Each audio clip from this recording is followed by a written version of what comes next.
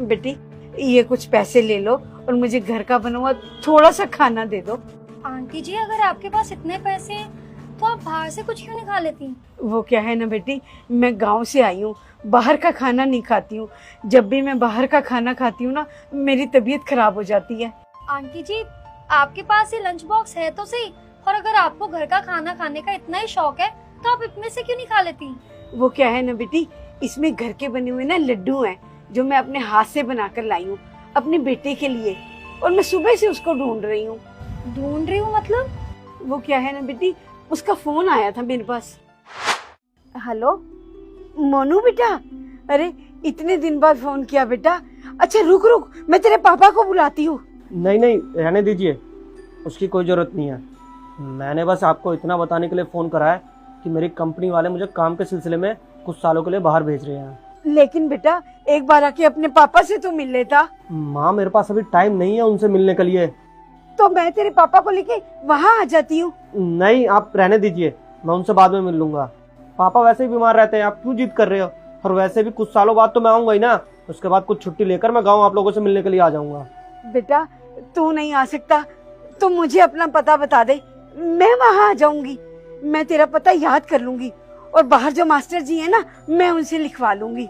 ठीक है, लिखिए फिर। हाँ बेटा बता दे। संगम विहार, सेक्टर 23, फ्लैट नंबर 402। ठीक है बेटा। बेटी इस पर्ची में जो पता लिखा है वो सही है ना? संगम विहार सेक्टर 2। आंटी जी, एड्रेस तो एकदम ठीक है, लेकिन सेक्टर 2 संगम विहार में तो कोई सेक्टर है ही नहीं। वही तो बेटी, मैं वहाँ गई थी, सुबह से उसको ढूंढ रही हूँ लेकिन वो मिल ही नहीं रहा। आंटी जी, आपने एक बारी उनको कॉल ट्राई किया? I mean, फोन करने की कोशिश की आपने एक बारी?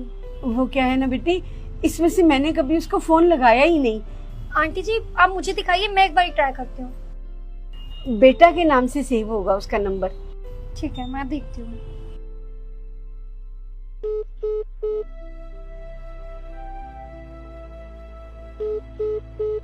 आंटी जी, वो तो बार बार फोन काट ही जा रहे हैं आपका।